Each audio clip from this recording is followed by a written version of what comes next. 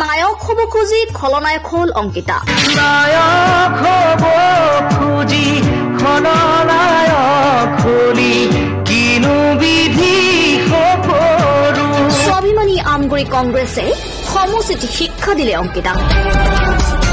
বিস্তীৰ্ণ জলসাৰ পানী হেৰুৱাই বিজেপিৰ বৰশীত ওলমি ৰল আজি অংকিতা। গ্ৰাম্য জনতাৰ নিভাজ মৰমত লালিতা পালিতা অংকিতাই আজি হেৰুৱালে পিতৃ প্ৰদত্ত স্বৰ্ণোজ্জ্বলতীত। সুবিধাবাদৰ সস্তীয়া ৰাজনীতিত স্বাক্ষৰ প্ৰদানেৰে আমগুৰিবাসীৰ বুকুত লিখি থৈ গল প্ৰতাৰণাৰ জীৱন্ত দলিল। হয়, আজি আমি আলোকপাত কৰিব বিচাৰিছো আমগুৰিৰ ৰাজনীতিত কোন সফল কোন বিফল, আমগুৰি কংগ্ৰেছ নে অংকিতা। একাংশ কংগ্ৰেছীৰ অকপট স্বীকাৰোক্তি অনুসৰি দশকজোৰা পৰাধীনতাৰ শৃংখলৰ পৰা মুক্ত হল আজি স্বাভিমানী আমগুৰি কংগ্ৰেছ। এলান্ধুই আৱৰা ইতিহাসৰ পাত লুটিয়াই আমগুৰি কংগ্ৰেছে আজি ন কংগ্ৰেছীৰ বাবে লিখিব বিচাৰে জুয়ে পুৰা দিনৰ বাস্তৱ পটভূমিত গৰ্বিত ইতিহাস। জানিব পৰা মতে য'ত তুলি ধৰা হব আমগুৰি কংগ্ৰেছৰ মৰম আশীৰ্বাদ আৰু বিশ্বাসক ভৰিৰে মোহাৰি আকাশ চোৱাৰ মন লৈ উৰন্ত অংকিতাৰ বিশ্বাসঘাতকতাৰ জীয়া ছবি।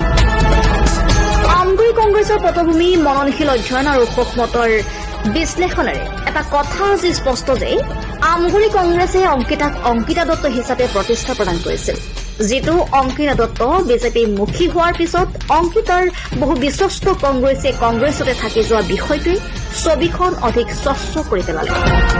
এইখিনিতে উল্লেখ কৰিব পাৰি যে কংগ্ৰেছৰ পৰা বিজেপিত পূৰ্বতেও বহু নেতাই যোগদান কৰিছিল, কিন্তু সেইসকলৰ সেই যাত্ৰাত আকাশ বতাহ কপাই হাজাৰ হাজাৰ সতীৰ্থ যেনেকৈ সহযাত্ৰী হৈছিল, ঠিক তাৰ সম্পূৰ্ণ বিপৰীত ছবি দেখা পোৱা গল অংকিতা দত্তৰ ক্ষেত্ৰত।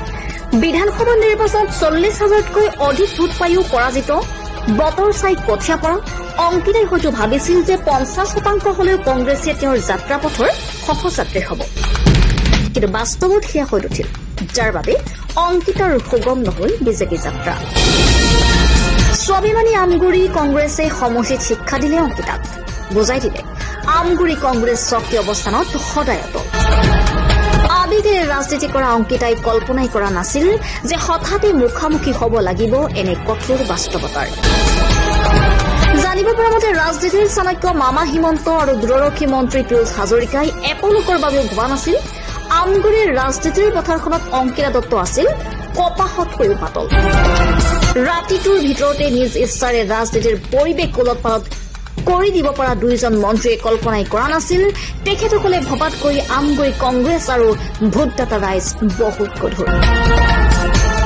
আমগুৰি কংগ্ৰেছ আৰু ভোটদাতা ৰাইজে কেৱল অংকিতা দত্তকে এইবাৰ শিক্ষা দিয়াই নহয়, শিক্ষা দিলে বিজেপি। আমি পৰৱৰ্তী প্ৰতিবেদনত তুলি ধৰিম আৰু অধিক তথ্য। চাই থাকিব আসাম লাইভ 7। আপুনি আপোনাৰ সন্তানৰ নামভৰ্তি কৰিলেনে? অপেক্ষা কিহৰ?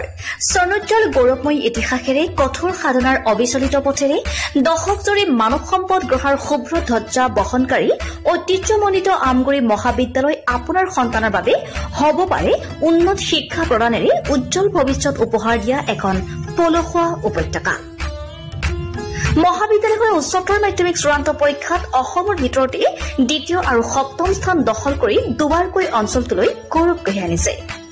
1967 চনতে প্ৰতিষ্ঠা লাভ কৰা মহাবিদ্যালয়খনে পঢ়া শুনাৰ ক্ষেত্ৰত কিছু পৰিমাণে দুৰ্বল ছাত্ৰ ছাত্ৰীৰ বাবে বিশেষ শ্ৰেণীৰ ব্যৱস্থা তথা বৃত্তিমুখী পাঠ্যক্ৰমৰ অন্তৰ্ভুক্তি মহাবিদ্যালয়খনৰ ইতিবাচক দিশ। নাকৰ দ্বাৰা এ গ্ৰেড লাভ কৰা আমগুৰি মহাবিদ্যালয়ত আপোনাৰ সন্তানটিক নামভৰ্তি কৰাই আপুনি সফলতাৰ অংশীদাৰ হোৱাৰ সুযোগ লাভ কৰিব পাৰে।